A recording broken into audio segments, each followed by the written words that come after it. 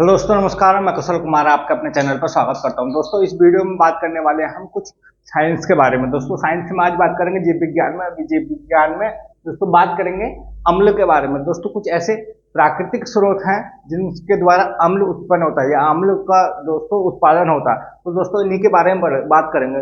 दोस्तों, साइंस का टॉपिक ज्यादातर रेलवे में ज्यादा 40-40 क्वेश्चन लगभग रेलवे में पूछे जाने की संभावना बन रही है। दोस्तों, उसमें सिलेबस में भी लिखा है कि 40 क्वेश्चन साइंस के पूछे जाएंगे। इसके अलावा एसएससी के जितने भी सीजीएल के एग्जाम होता है एसएससी के द्वारा, एमटीएस, सीएचएसएल, दोस्तों 2 से 3 क्वेश्चन साइंस के उसमें भी पूछे जाते हैं। यूपी ट्रिपल एससी में भी साइंस के क्वेश्चन पूछे जाते हैं। दोस्तों, बात करेंगे कुछ अम्ल के बारे में यानी एसिड के बारे में जिनके प्राकृतिक स्रोत है। अगर पहला बात करने वाले हैं पहले अम्ल की, फॉर्मिक अम्ल की। दोस्तों, फॉर्मिक अम्ल का प्राकृतिक स्रोत क्या है? दोस्तों, फॉर्मिक अम्ल का जो प्राकृतिक स्रोत है वो लाल चींटी है। दोस्तों, लाल चींटी है बिच्छू के डंक में, जो लाल चींटी और बिच्छू का डंक जो होता है उसमें फॉर्मिक अम्ल पाया जाता है। यानी उसमें जब लाल चींटी काटती है शरीर के ऊपर या बिच्छू काटता है तो दोस्तों जो इसमें जलन सी पैदा होती है वो फॉर्मिक अम्ल के कारण होती है। या तितैया जिसको वो बोला जाता है, तितैया होता है जो काटती है तो जो सूजन आता है या उसमें जलन पैदा होती है वो फॉर्मिक अम्ल के कारण ही पैदा होती है। इसका स्रोत जो है वो है लाल चींटी या बिच्छू का डंक या फिर एक तितैया जिसको बोला जाता है, वो भी दोस्तों फॉर्मिक अम्ल का उत्पादन करती है। दोस्तों, दूसरा है कि साइट्रिक अम्ल। दोस्तों, साइट्रिक अम्ल जो है वो किसमें पाया जाता है, जो उसका प्राकृतिक स्रोत करता है? दोस्तों, साइट्रिक अम्ल जो है वो ज्यादातर नींबू, संतरा और खट्टे फलों में। दोस्तों, साइट्रिक अम्ल जो है नींबू, संतरा और खट्टे फलों में नाइट्रिक अम्ल पाया जाता है। तो सबसे ज्यादा साइट्रिक अम्ल पाया जाता है वो नींबू में पाया जाता है। किसमें पाया जाता है? दोस्तों, नींबू में पाया जाता है साइट्रिक अम्ल सबसे ज्यादा। दोस्तों, तीसरा है बेंजोइक अम्ल। दोस्तों, बेंजोइक अम्ल का प्राकृतिक स्रोत क्या है? तो दोस्तों, प्राकृतिक स्रोत जो बेंजोइक अम्ल का घास और पत्ते। दोस्तों, घास और पत्ते इसके बेंजोइक अम्ल के प्राकृतिक स्रोत है। अगला दोस्तों ऑक्जेलिक अम्ल। दोस्तों, ऑक्जेलिक अम्ल का प्राकृतिक स्रोत क्या है? तो दोस्तों, ऑक्जेलिक अम्ल का प्राकृतिक स्रोत जो है वो सारेल का वृक्ष होता है।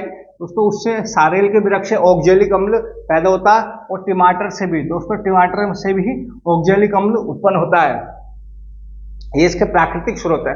अगला है दोस्तों साइट्रिक अम्ल। दोस्तों, साइट्रिक अम्ल का प्राकृतिक स्रोत क्या है? तो दोस्तों साइट्रिक अम्ल जो होता है जिसको सिरका भी बोला जाता है, तो दोस्तों सिरके से भी साइट्रिक अम्ल पैदा होता है और फलों के रसों से भी। दोस्तों, साइट्रिक अम्ल जो है फलों के रसों से भी और सिरके से भी। दोस्तों, आपने देखो गन्ने के जूस को बहुत दिनों के लिए दोस्तों किसी कैन में स्टोर करके रख दिया जाता है, फिर उसको धूप में रखा जाता है तो दोस्तों वो जो पैदा होता है सिरका बनता है उसको बोलता है साइट्रिक अम्ल।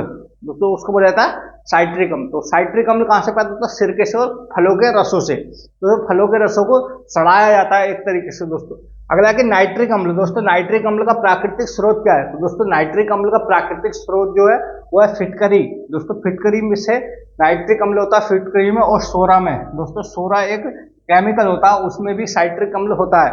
दोस्तों, अगला है कि सल्फ्यूरिक अम्ल। दोस्तों, सल्फ्यूरिक अम्ल का प्राकृतिक स्रोत क्या है? दोस्तों, सल्फ्यूरिक अम्ल का H2SO4 जिसको बोला जाता है उसका प्राकृतिक स्रोत क्या है? तो दोस्तों हरा कशीस नाम की एक शैवाल होती है। दोस्तों, शैवाल है हरा कशीस।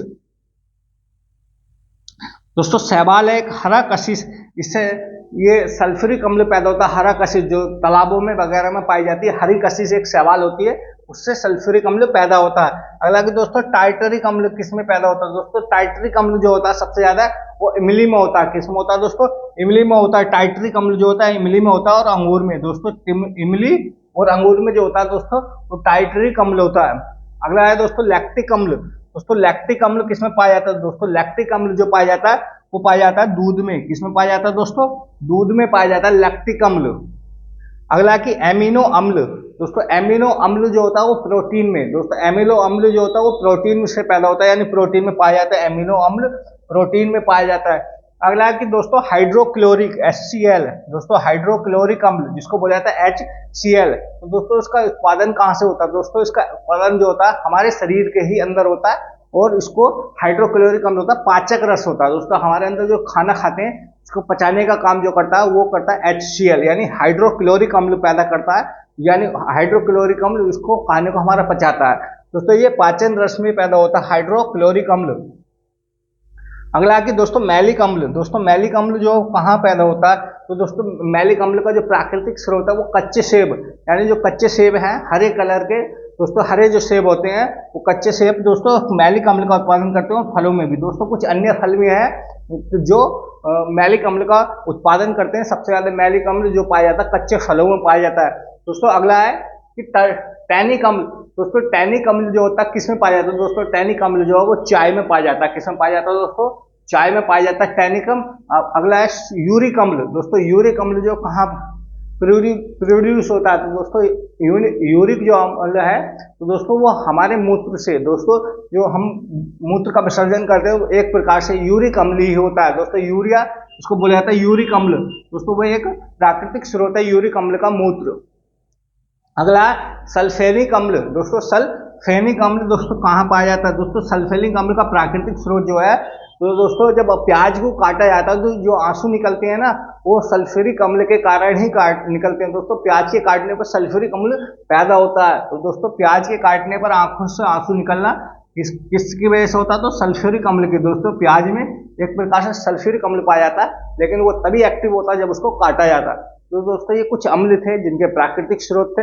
जानकारी अच्छी लगी तो वीडियो जरूर लाइक करना, चैनल को सब्सक्राइब करना। दोस्तों रेलवे वालों के लिए बहुत इंपॉर्टेंट है, एक अम्ल के बारे में पूछा जाता है उसमें। वीडियो अच्छी लगी तो वीडियो लाइक करना, चैनल को सब्सक्राइब करना, दोस्तों वीडियो जरूर शेयर करना। दोस्तों धन्यवाद।